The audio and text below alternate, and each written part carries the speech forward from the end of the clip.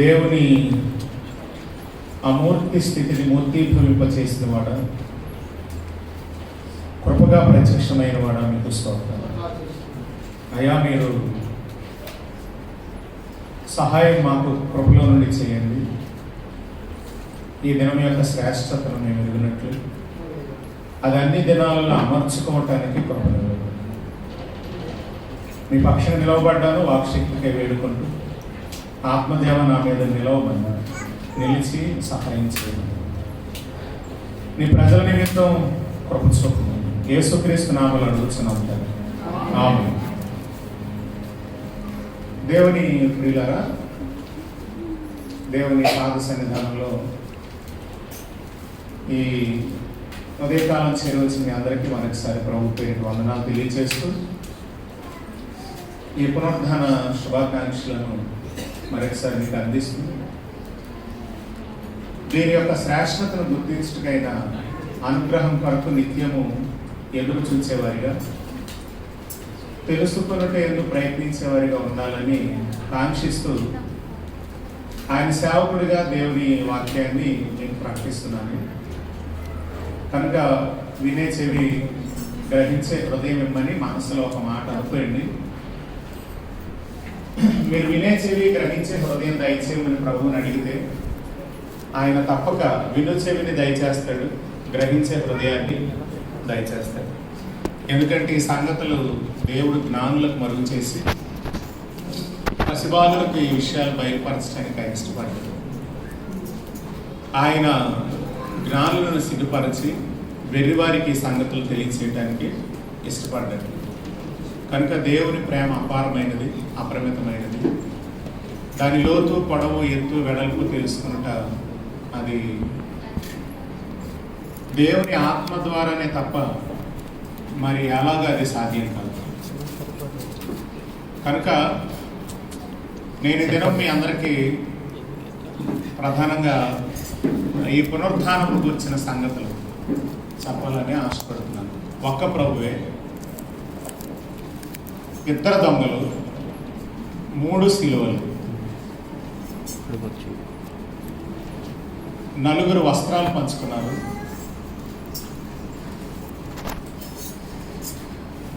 ఆయన 6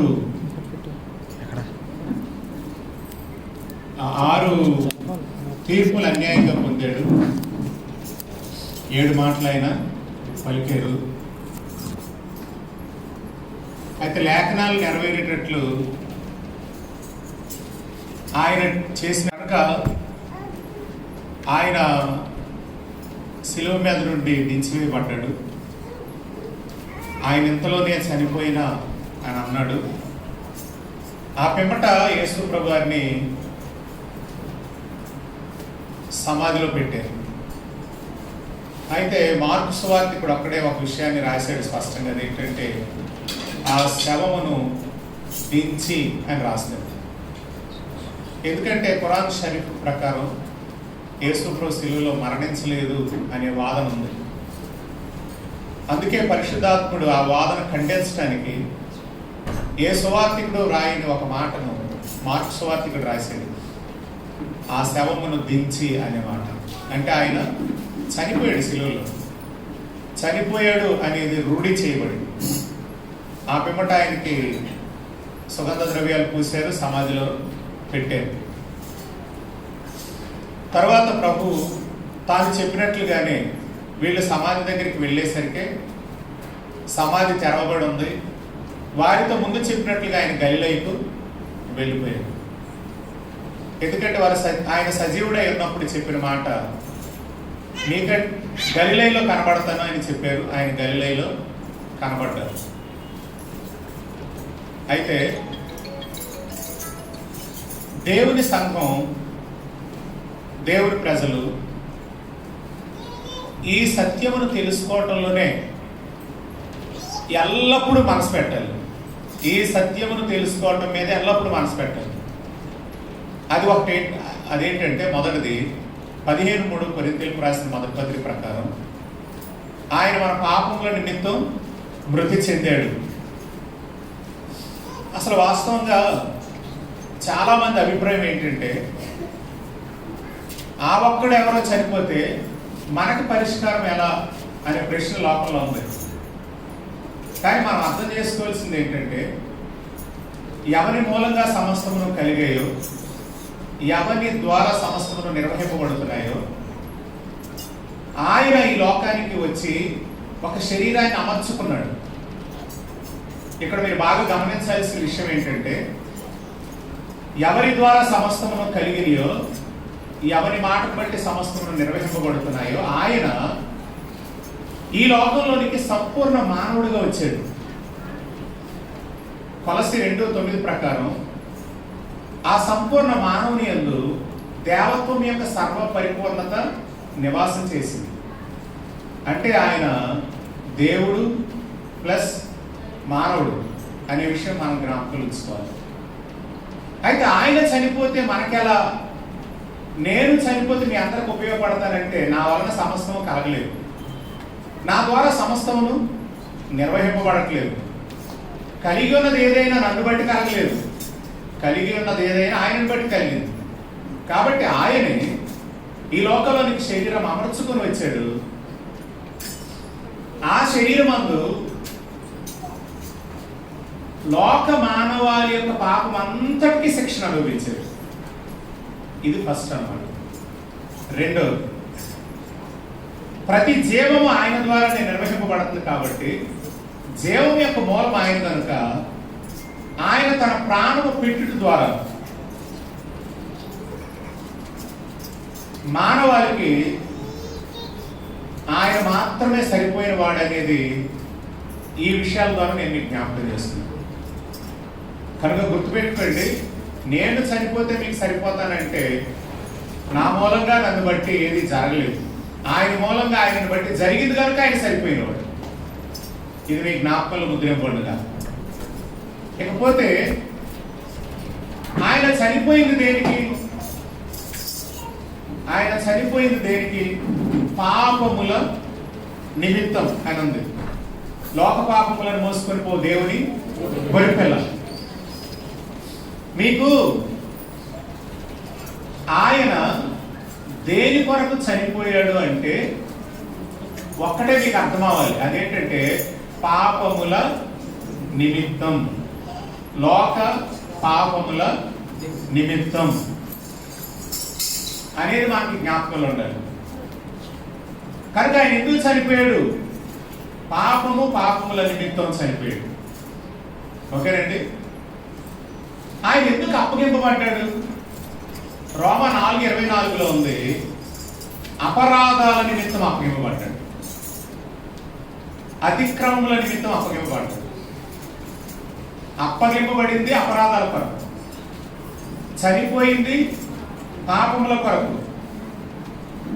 అయితే ఇక్కడ ఒక విషయం మనం గమనించాలి. ఆయన మన పాపములను తన వీపు మీద మోసి ఆ వీపు ఛిద్రమైపోయింది. నేను 5 అనే దగ్గర వదిలేశాను. దాన్ని 5 అనేవి గాయాలు. కానీ ఆ మాటను ఇప్పుడు ఎందుకు చెప్తున్నానంటే 5 అనే గాయాలు కాదు, అసలు ఆయన దేహమంతా ఒక గాయమైంది. ఆయన దేహమంతా ఒక పుండుగా మారిపోయింది. నల్లనివాడు కురూపి అయిపోయాడు. కారణం ఏంటంటే పాపపు శిక్ష అతని మీద పడింది. నిశ్చయముగా అతను మన దోషములను భరించాడు, వ్యసనములను వహించాడు. కాబట్టి ఇప్పుడు మనం గుర్తుపెట్టుకోవాల్సిన నిజం ఏంటంటే ఈ రెండు మనకు అర్థమవుతాయి. ఈ రెండు అందరికీ తెలుసు. అపరాధాల కొరకు అరెస్ట్ అయ్యాడని, పాపాల కొరకు మృతి చెందాడని. కానీ అర్థం చేసుకోని ఒక విషయం ఏంటంటే మనం నీతిమంతులముగా తీర్చబడటానికి ఆయన లేపబడ్డాడు. ఇక్కడికి వచ్చేసరికి చాలా మంది అర్థం చేసుకోలేకపోతున్నారు. ఓకే, ఈ మాట గుర్తుపెట్టుకోండి. ఆయన ఎందుకు తిరిగి లేచాడు? నీతిమంతులుగా మనం తీర్చబడటం కొరకు. ఒకవేళ ఆయన మృతులలోనే ఉండిపోతే ఆయన పాపే. ఎందుకు ఆయన పాప అంటారంటే మరణపు ముళ్ళు పాపం కనుక పాపం అనేది ఆయనను ఖచ్చితంగా లోపల బంధించి ఉంచేసేదే, ఉంచేసి పునరుత్థానం బాడీని ఇవ్వదే. కనుక ఆయనలో పాపము లేదు అనటానికి రుజువు ఏంటంటే ఆయన తిరిగి లేవటం. తిరిగి లేవటం ఒకటే కాదు, మళ్ళీ చనిపోకపోవడం. ఆయనలో పాపం లేదు అనటం. ఎందుకంటే తిరిగి లేచిన వారందరూ పాపం లేని వారు అనుకునే అవకాశం ఉంది. ఇప్పుడు మనం చాలా మంది తిరిగి లేచారు కానీ వాళ్ళు చనిపోయారు. ఎందుకంటే వాళ్ళు మళ్ళీ లేపబడుటకు ఆయన స్వరం వాళ్ళకి మళ్ళీ వినపడాలి. ఆ రోజు వరకు వారి సమాధులు ఉండాల్సింది. మృతులు దేవుని కుమారుని శబ్దం వినుగడిగా వచ్చి ఉన్నది, అది వచ్చే ఉన్నదని చెప్పారు కదా. అలాగా పునరుత్థానం విషయంలో ఆ శబ్దం విని లేస్తారు, అది వేరే విషయం. అయితే ఇప్పుడు మీకు చెప్పాలనుకునేది ఏంటంటే ఆయనలో పాపం లేదు అనటానికి కారణం ఆయన తిరిగి లేవడం. ఇప్పుడు తర్వాత విషయం ఏంటంటే ఆయన ఎందుకు లేచాడంటే మనం నీతిమంతులుగా తీర్చబడటం కొరకు. ఇప్పుడు నా పాపాలన్నీ ఆయన మోసుకొని వెళ్ళాడండి. మోసుకొని వెళ్ళి ఏం చేశారు? శిక్షణ అనుభవించారు. శిక్షణ అనుభవించి ఏం చేశారు? ఆ పాపాలను పాతాలలో పాతేశారు అన్నమాట. ఓకేనండి. ఇప్పుడు ఆయన ఎలా లేచారు? నీతిమంతుడు. ఆయన లేవటం ద్వారా మనకేం కలిగింది? నీతి కలిగింది. ఆ నీతి ఏంటో తెలుసా? స్వనీతి కాదు, మన సొంత నీతి కాదు, లేదా దుర్నీతి కాదు, అది దైవ నీతి కలిగింది. మనకు కలిగే నీతి పేరేంటి? దైవ నీతి. గాడ్స్ రైచియస్నెస్ అంటారు దాన్ని. దేవుడు మానవులను తన ఎంత నీతిమంతుడో అంత నీతిమంతులుగా తీర్చదలచి మన పాపాలు ఆయన మీద మోపి ఆయన తిరిగి లేపాడు. ఇప్పుడు మీరు గమనించండి, మరి వచ్చి యేసుప్రభు వారిని పట్టుకోవాలనుకుంది. యేసుప్రభు వారు ఏమన్నారు? ఇంకా నేను తండ్రి వద్దకు ఎక్కిపోలేదు అన్నారు. కాబట్టి ఇప్పుడు మరీ వచ్చి తనను ముట్టుకోకూడదు. ముట్టుకోకూడదు. ఇప్పుడు ఎక్కడికి వెళ్ళాలి? ఆయన వెళ్ళాలి. ఎందుకు వెళ్ళాలి చెప్పండి? ఎందుకంటే ఇప్పుడు ఆయన తన స్వరక్తాన్ని చేతపట్టుకొని ఎక్కడికి వెళ్ళారు? పరలోకంలో ప్రవేశించాడు అని ఉంది 9:14 హెబ్రీ పత్రిక. 24 ఏమంటదంటే అదే 9వ అధ్యాయంలో మన కొరకు కనబడుటకు అని ఉంది. ఇప్పుడు పరలోకంలో స్వరక్తాన్ని పట్టుకుని ఎందుకు వెళ్ళాడు? మన కొరకు కనబడటానికి. ఇప్పుడు మీకు ఇది బాగా అర్థం కావాలంటే పూర్వకాలపు బలులలో అర్పించేటప్పుడు ఆ రక్తాన్ని పట్టుకొని ప్రధాన యాజకుడు ఎక్కడికి వెళ్ళేవాడు? అతి పరిశుద్ధ స్థలానికి వెళ్ళేవాడు. అంటే ఈ రక్తము మన పక్షమున ఎవరి పక్షానైతే అర్పింపబడిందో వారి పక్షంగా కనబడుటకి ఈ రక్తాన్ని అతి పరిశుద్ధ స్థలంలోనికి ఆనాడు ప్రధాన యాజకుడు తీసుకుని వెళ్ళాడు. ఆకాశ మండలం గుండా వెళ్ళిన ప్రధాన యాజకుడైన యేసు తన స్వరక్తాన్ని చేతపట్టుకొని మన పక్షంగా కనబడుతూ తండ్రి దగ్గరికి వెళ్ళాడు. అతి పరిశుద్ధ స్థలంలో రక్తాన్ని ఎన్నిసార్లు ప్రోక్షిస్తారో తెలుసా? అర్పించడం ఒకసారి, ప్రోక్షించడం. పట్టుకెళ్ళిన రక్తాన్ని అక్కడ ఎన్నిసార్లు ప్రోక్షిస్తారు? 7 మార్లు. 7 మార్లు ప్రోక్షిస్తారు రక్తాన్ని. ఎందుకో తెలుసా అండి? సిలువలో యేసుప్రభు 7 మాటలు పలికారు. ఆ 7 మాటలు 7 రకాలైన ప్రోక్షణలు మానవాళి మీద. దేవుని స్తోత్రం. ఆయన పలికిన 7 మాటలు ఆ రక్తం అతి పరిశుద్ధ స్థలంలోకి వెళ్ళి 7 మార్లు ప్రోక్షింపబడినట్లుగా ఆయన పలికిన 7 మాటలు లోకం కొరకు ఆయన, అంటే ఇది 7 మాటలు ప్రోక్షణకు సరిపోతాయా అంటే హెబ్రీయులకు రాసిన పత్రిక 12వ అధ్యాయం మీకు వచనం చూపిస్తాను రండి. దానికి ముందు రక్తం పట్టుకొని వెళ్ళిన విషయం కూడా చెప్తా వినండి. హెబ్రీయులకు రాసిన పత్రిక 9వ అధ్యాయము 9వ అధ్యాయం 12 చదవండి. 2వ లైన్లో తన స్వరక్తముతో ఒక్కసారి పరిశుద్ధ స్థానంలో ప్రవేశించారు. 24 చదవండి. నిజమైన పరిశుద్ధ స్థలమును పోలి హస్తకృతమైన పరిశుద్ధ స్థలములలో క్రీస్తు ప్రవేశింపలేదు. పూర్వం యాజకుడు ఎందులో ప్రవేశించేవాడు? హస్తకృతమైన పరిశుద్ధ స్థలాల్లో. ఈయన అలా ప్రవేశించలేదు. ఇప్పుడు మన కొరకు ఈ మాట పట్టుకోవాలి మీరు. దేవుని సముఖానికి ఆ బ్లడ్ పట్టుకొని ఎవరి కోసం వెళ్ళాడు? ప్రధాన యాజకుడు పూర్వం ఎవరి కోసం వెళ్ళేవాడు? తన కొరకు, ప్రజల కొరకు. ఏమంటే తన కొరకు కూడా, ఓకే. కానీ ఇక్కడ మన కొరకు వెళ్ళాడు, తన కొరకు అవసరం లేదు. ఇప్పుడు వినండి, ఈ రక్తమును అక్కడ తీసుకొని వెళ్ళాడు ప్రభు. ఇప్పుడు నేను చెప్పాలనుకునే మాట ఏంటన్నాను? 7 మార్లు ప్రోక్షణ, 7 మాటలు అని చెప్పాను కదా. మానవాళి విషయమై ఆయన 7 మాటలను పలికారు. ఆయన రక్తం గురించి ఇప్పుడు 12వ అధ్యాయం, హెబ్రీయులకు రాసిన పత్రిక 12వ అధ్యాయము 24 చదవండి. క్రొత్త నిబంధనకు మధ్యవర్తి అయిన యేసునందుకును హేబేలు కంటే ప్రోక్షణ రక్తానికి వచ్చారు. గమనించండి, మొట్టమొదట హేబేలు కంటే శ్రేష్టంగా పలికిన ఈ ప్రోక్షణ జరిగిందే. ఈ ప్రోక్షణ రక్తం యొక్క స్వరం ఏంటో తెలుసా? తండ్రి మీరేమి చేస్తున్నారు అలా. కాబట్టి మానవాళంతటికి ఆ రక్తం అతి పరిశుద్ధ స్థలంలోనికి వెళ్ళి మన కొరకు శ్రేష్టంగా పలికింది. అప్పుడే మనకు పరదేశం దక్కింది. ఓకే, రెండోది కదండి. మూడోది ఏంటి? మనం ఆదరింపబడతాం. ఆయన చెయ్యి విడిచిపెట్టబడింది. అక్కడ పలుకుతున్న ప్రోక్షణ ఏంటంటే మన చెయ్యి పట్టుకోవాలి. దేవుని పిల్లరా, ఈరోజు నేను జ్ఞాపకం చేసుకున్నటువంటి విషయాలు మనసు పెట్టండి. ఆయన రక్తం శ్రేష్టంగా పలుకుతుంది మన కొరకు.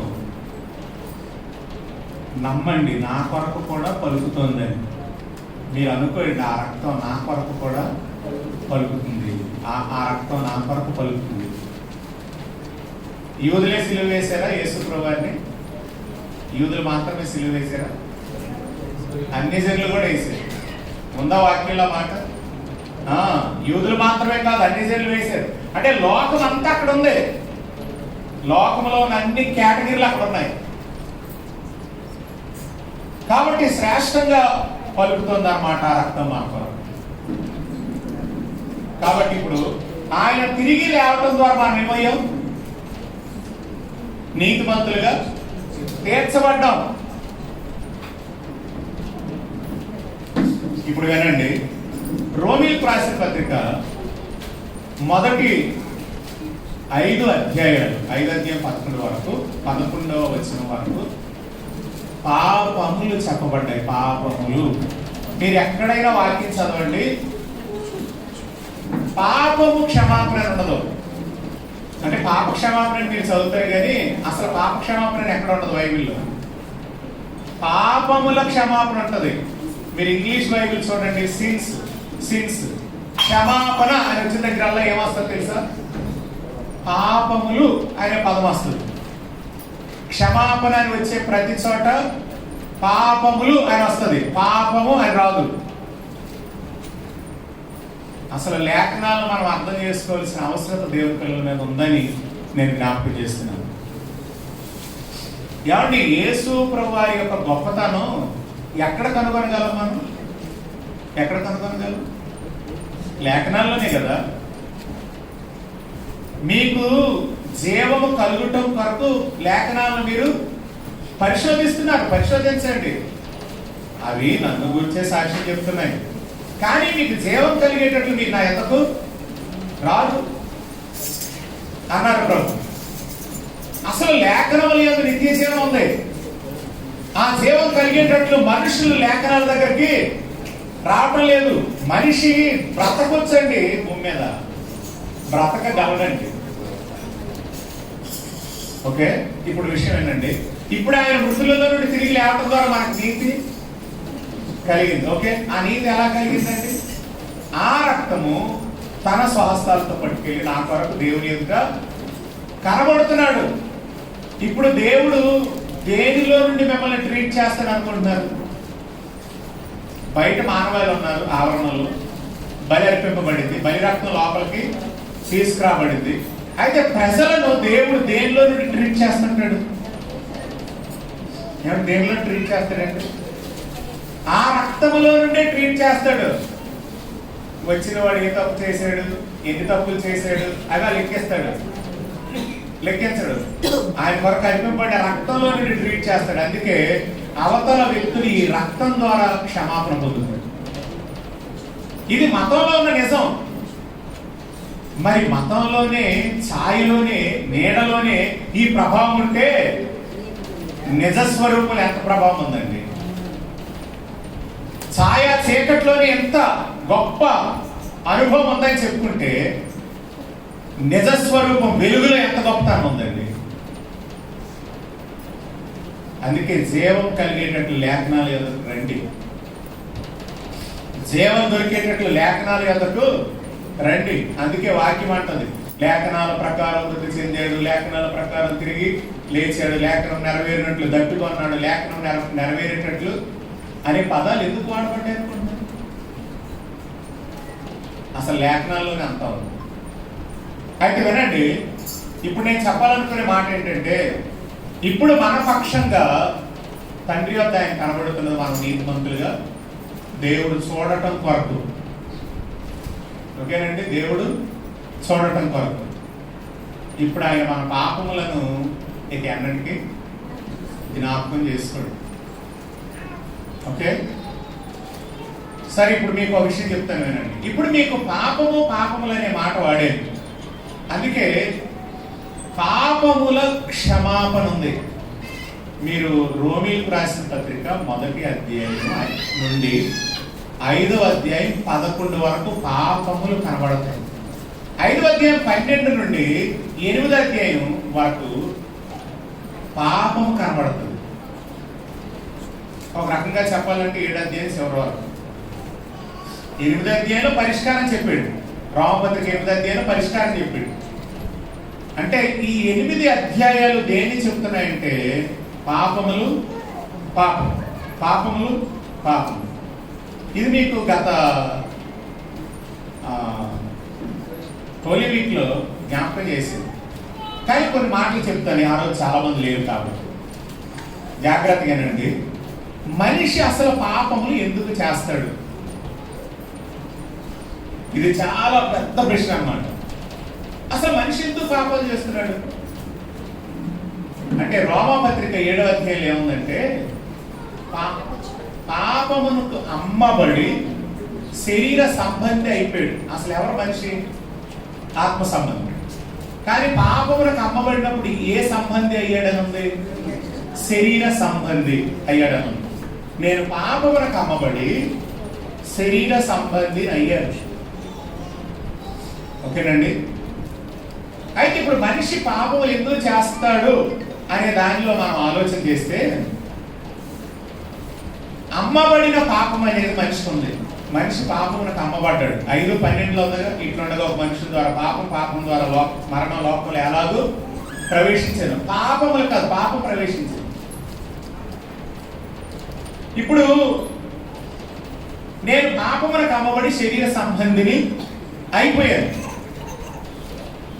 అంటే నేను పాపములు చేయటానికి కారణం ఏంటంటే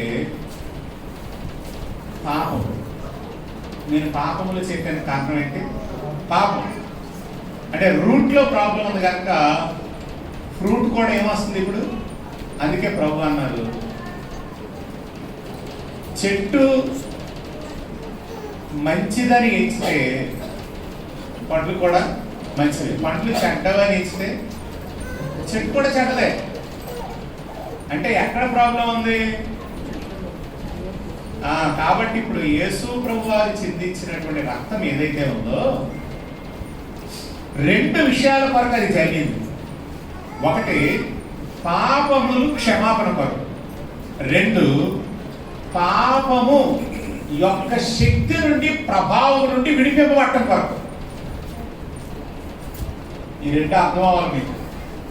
యేసు ప్రభు వారి యొక్క రక్షణ కార్యం సంపూర్ణమైనదండి, అందులో అసంపూర్ణత లేదు. యేసు ప్రభు వారు చేసినటువంటి రక్షణ కార్యం ఏదైతే ఉందో ఆ రక్షణ కార్యం సంపూర్ణమైనది, కంప్లీట్నెస్ అన్నమాట. అందులో అసంపూర్ణత లేదు. ఇప్పుడు యేసు ప్రభు వారి యొక్క రక్తం ఏం చేసిందంటే పాపములు క్షమించింది. ఆయన ప్రభు అని ఒప్పుకొని దేవుడు ఆయన మృతుల్లో నుండి లేపాడని హృదయమందు విశ్వసించాం. ఎందుకంటే నీతి కలిగేటట్లు హృదయమందు విశ్వసించాం, రక్షణ కలిగేటట్లు నోటితో ఒప్పుకున్నాం. తద్వారా పాపములు క్షమింపబడ్డాయి. కానీ రక్షింపబడిన తరువాత కూడా మనిషిలో కనబడుతున్నటువంటి పరిస్థితులు ఉంటాయి కొన్ని.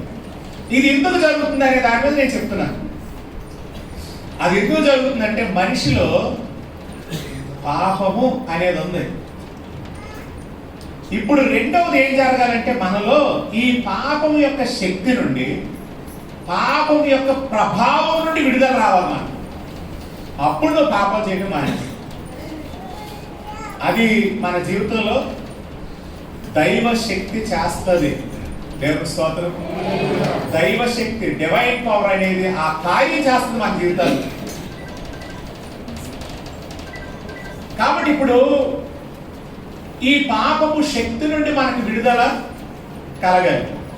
కాబట్టి ఈ రెండు మాటలు మీరు నమ్మాలి. ఏమని? పాపములు క్షమింపబడ్డాయి, పాపపు శక్తి నుండి నాకు విడుదల రావాలి. పాపం యొక్క శక్తి ఎంత గొప్పదో మీకు తెలియాలంటే, మీరు మీ సొంత శక్తితో పాపం చేయకుండా ఉండాలని ట్రై చేయండి ఒకసారి. నేను చెప్తాను, మీకు విడ్డూరంగా ఉండొచ్చు, కానీ ఇదే నిజం. ఇదే నిజం. మీరు మీ సొంత శక్తితో నేను పాపములు చేయకుండా ఉండాలి అని అనుకోండి. అనుకున్నప్పుడే ఎక్కువ పాపం చేస్తారు. మీరు నమ్మరు కదా ఈ నిజం, నమ్మరు కదా. ఆశించవద్దు అని చెప్పగానే నాకేం కలిగేది? దురాశ కలిగేది. మేలైనది చేయవలనన్న కోరిక నాకున్నది. కోరిక ఉంది, మేలైన చేయవారికి కీడే నాకు కలుగుతున్నది. ఏమండి, లోపల పాపం ఉందనే విషయం ఎప్పుడు తెలిసిందో తెలుసా పౌలుకి? తాను పాపమును ఎదిరించటానికి, దానిని చేయకుండా ఉండాలని ట్రై చేసినప్పుడు ఆయనకు అర్థమైంది, ఏదో మొత్తానికి నాలో ఉందరా, అది నన్ను చెయ్యబోరని కీడే చేసేటట్టు చేస్తుందని అప్పుడు అర్థమైంది. దాని పేరేంటో తెలుసా? పాప నియమము అన్నాడు. దాని పేరు చెప్పండి. పాప నియమము. మీరు కావాలంటే ట్రై చేస్తున్న కొద్దీ మీకు తెలుస్తుంది. నేను ఆశించకూడదు అని ట్రై చేసినప్పుడే నాలో దురాశలు ఉన్నాయని పౌలు అన్నాడు. నేను మేలైనది చేయాలనుకున్నప్పుడే చేయబోరని కీడు నాకు, నేను ఉపయోగించిన పదం పలుకుతున్నాను వినండి, కలుగుచున్నది అన్నాడు. కలుగుచున్నది. మీరు వాక్యం చాలా జాగ్రత్తగా అర్థం చేసుకోవాలండి. ఏ పదం మనం విడిచిపెట్టడానికి లేదు. రోమీయులకు రాసిన పత్రిక 7వ అధ్యాయం, రోమీయులకు రాసిన పత్రిక 7వ అధ్యాయం మీరు గమనించండి. 21 చదవండి. కాబట్టి మేలు చేయబోరు నాకు, ఇక్కడ పదం పట్టుకోండి, మేలు చేయబోరు నాకు కీడు చేయట కలుగుచున్నదను ఒక నియమం లోపల ఉంది. దాని పేరే పాపము, పాప నియమము. దీన్ని ఏమంటారంటే, ఒక రూలర్ ఉన్నాడు నీలో, ఒక అధ్యక్షుడు ఉన్నాడు నీలో, వాడు నిన్ను నీ మీద కంప్లీట్ అధ్యక్షత వహించి నడిపిస్తాడు. కానీ విషయం ఏంటో తెలుసా? విచిత్రమైన విషయం ఏంటంటే, నువ్వు ట్రై చేసినప్పుడు వాడు జీవాలను పడతాడు.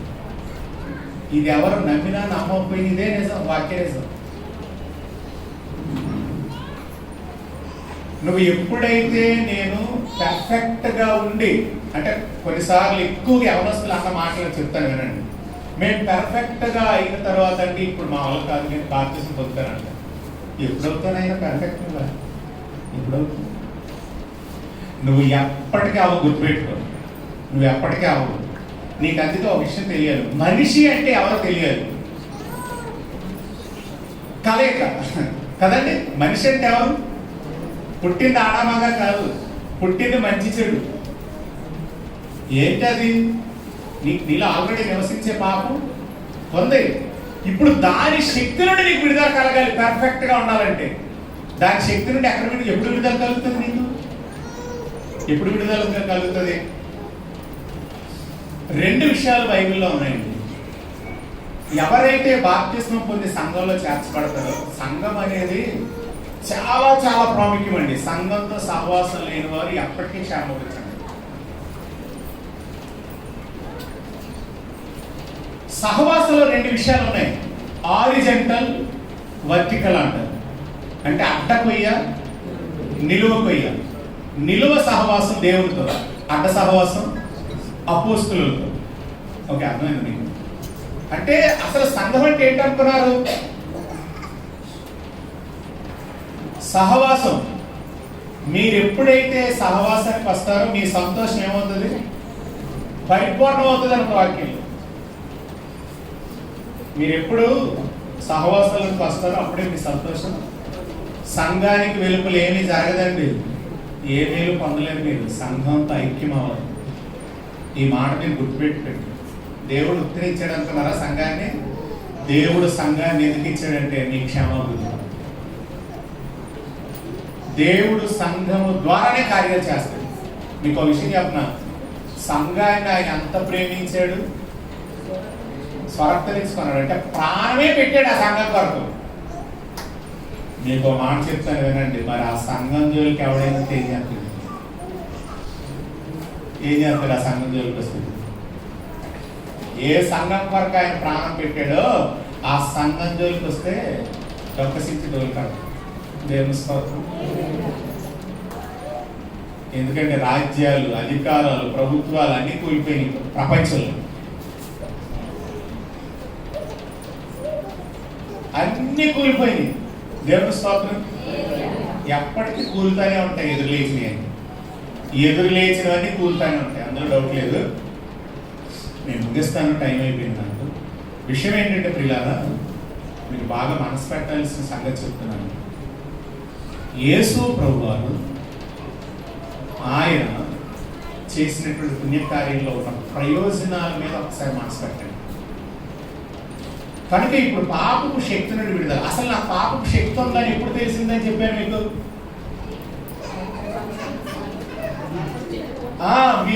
మీరు ఆశించకూడదు అని ఎప్పుడు స్ట్రాంగ్ నిర్ణయం తీసుకుంటారో అప్పుడు కానీ మీకు తెలియదండి. నమ్ముతారా ఈ మాట? ఇదే నిజం. మీరు ఎప్పుడు స్ట్రాంగ్ నిర్ణయం తీసుకుంటారో అప్పుడే ఫెయిల్ అవుతారు. అప్పుడు నీకు అర్థమవలసిన విషయం ఏంటంటే వేరే నియమం ఏదో నా అవయవాల్లో ఉంది అని. ఆ సంగతి నీకు తెలియకపోయినా పరిశుద్ధాత్మ పౌరుగా రాయించి అది ఆయనకే కాదు, నీకు కూడా. అప్పుడు నీకు అర్థమవుతుంది వేరే నియమం ఏదో నా అవయవములలో ఉన్నట్టు నాకు కనబడుతున్నదని. ఇప్పుడు ఏమని ఏడుస్తుందో తెలుసు? అయ్యో నేను ఎంత దౌర్భాగ్యుడు, ఇంటి మరణమునకు లోనకు శరీరం నుండి నన్ను ఎవడు విడిపించిన. అయితే 8వ అధ్యాయం వెంటనే మీకు ఆన్సర్ ఇస్తుంది. కాబట్టి ఇప్పుడు క్రీస్తు చేసినందున్న వారికి ఏ శిక్ష విధి లేదు. ఎంత గొప్ప ఆదరణ అండి. ఏమండో మీ విడుదల, విమోచన ఆయన పుణ్యకార్యంలో ఉంది. చూడండి, కళ్ళు తెరిచి చూడండి, కార్యాలు మీ వశమవుతాయి. కళ్ళు తెరచి చూడండి, కార్యాలు మీ వశమవుతాయి. ఏ విషయంలో మీరు ఫెయిల్ అయిపోతున్నారో ఆ విషయంలో మిమ్మల్ని దేవుడు సక్సెస్ చేస్తాడు అన్నమాట. అది ఆయన రక్తానికి ఉన్న శక్తి అంటే. ఏమండో యేసు ప్రభు రక్తాన్ని తేలిగ్గా చూడకండి. అందుకే నేను బల్ల గురించి చెప్పేటప్పుడు అలా చెప్తాను. దేవుని రక్తం అది, దేవుని శరీరం అది. అది మీకు అక్కడ తెల్లనోసిన బిస్కెట్ ఇస్తున్నా, ఎక్కడ మార్కెట్లో కొని తెచ్చిన ద్రాక్షరసం పోసి మీకు ఇస్తున్నా. ఎంచుకొనుట అనేది ఒకటి ఉంది. ఎంచుక అనే పదం రోమపతి కారతీయులు చెప్పాడు. నేను పాపముల విషయమై చనిపోయాను, నీతి విషయమై జీవం కలవాడనని ఎంచుకుంటేనే జరిగిపోతాయి. దేన్ని బట్టి ఎంచుకుంటున్నావు? జరిగిన దానిలో ఎంచుకుంటున్నావు. ఒక పుణ్యకార్యం జరిగింది, అది నీకు శక్తిని ఇస్తుంది. ఏమి జరగకుండా ఎంచుకుంటే అవదు. ఒకటి జరిగింది, ఒక పుణ్యకార్యం, ఆ పుణ్యకార్యంలో నుండి నువ్వు ఎంచుకుంటున్నావు. ఎంచుకున్నది నీ వశం అవుతుంది. అప్పుడు డివైన్ పవర్, దైవశక్తి ఆ కార్యం చేస్తుంది. ఇప్పుడు మనం ప్రభు దగ్గరికి వస్తున్నాం కదా, ప్రభు యొక్క శరీరం అది, ప్రభు యొక్క రక్తం అది. మనం ఎంచి భుజిస్తున్నాడు, ఏం జరుగుతుందండి? ఇప్పుడు ఆ మాట చెప్తే అసలు మీరు ఏమని ఎంచుకుంటున్నారు అదే జరుగుతుంది. ఏమని ఎంచుకుంటారు దాని దగ్గరికి వచ్చినప్పుడు? ఏమని ఎంచుకుంటున్నారు? అసలు కొందరు ఏమి ఎంచుకోరండి. ఎంచుకొని ఏమనంటే మరి రెండు దగ్గర పక్క నేరు ఏదైనా రోగం వచ్చేద్దేమో రానివ్వకుండా, లేదంటే ఈ కాన్షియస్ని బట్టి ఏం చేస్తామంటే అసలు దాని దగ్గర రావడమే మానేస్తాం. మీకు మాట చెప్పాను, పర్ఫెక్ట్గా చేసేది అయితే ఇప్పుడు మరి మనం తప్పులు చేసి గత వారం చెప్పాను, ఏం చేయాలి దాని దగ్గరికి వచ్చి అయ్యా నేను పలానా విషయంలో బలహీనంగా ఉంటున్నాను, నేను తింటున్నది జీవాహారం. అంటే ఒక ట్యాబ్లెట్లో ఉన్న ప్రభావం రోగాన్ని ఎలా పారదోలుతుందో దీనిలో ఉన్న ప్రభావం అన్ని సమస్యలు పారదోలుతుంది అని దాని దగ్గరికి వచ్చి ఏ విషయంలో నువ్వు పెర్ఫెక్ట్గా లేవో అది ఆయనతో చెప్పు. ముందు చెప్తున్నారు కానీ చెప్పే విధానం ఆలోచనలలో బాగోలేదు. మీకు అర్థమైంది నేను అన్నది. మీరు ముందు వచ్చిన వాడు కూడా ఈ మాటలు చెప్పారు కానీ ఆలోచన విధానం సరిగ్గా లేదు. ఇప్పుడు నేను చెప్తున్నాను నేనండి అది ఎలా ఉండాలంటే దాని దగ్గరికి వచ్చేటప్పుడు నువ్వు ఏ విషయాల్లో లోపం కలిగి ఉన్నావో దాంతో చెప్పు. ప్రభు శరీరమా రక్తమా, నేను ఈ విషయంలో లోపం గలవాడిగా చెప్తున్నాను. అయితే నీ జీవము చేత దేవుని స్తోత్రం. ఎందుకంటే ఆయన రక్తం ఏం చేస్తుందని చెప్పాను, పాపము శక్తి నుండి, నియమం ఉంది కదా లోపల, పాప నియమము, ఆ నియమం నుండి విడిపిస్తుంది. ఎందుకంటే జీవమునిచ్చు ఆత్మ యొక్క నియమము పాప మరణముల నియమము నుండి నన్ను తప్పించిన అన్నాడు రోమపతికి. ఏంటండి జీవం ఇచ్చే నియమం ఇది, అదే పాప మరణముల నియమం నుండి నేను తప్పిస్తుంది. దాని దగ్గరికి వచ్చి యథార్థంగా ఒప్పుకో, నేను ఈ విషయంలో ఇలా ఉండలేకపోతున్నాను కానీ ఉండగలిగేటట్లుగా చేసే శక్తిని నేను భుజిస్తున్నానయ్యా, అది నీలో ఉంది, నా యుద్ధ అది జరిగించు. అంటే యాంటీబాడీగా లోపలికి వెళ్ళి రోగాన్ని ఎలా తినేస్తాయో టాబ్లెట్లు, మీరు నమ్మండి మీలో ఉన్న లోపాలను తినరు. అప్పుడు ఆయన పోలిక మీలో ఏర్పడటం ప్రారంభం. అలా మనం మన దగ్గర కొద్దాం. దేవుడి మాటలు మన వినికిడిలో దీవించి కృపచేత నడిపించిన కాక ఆమేన్.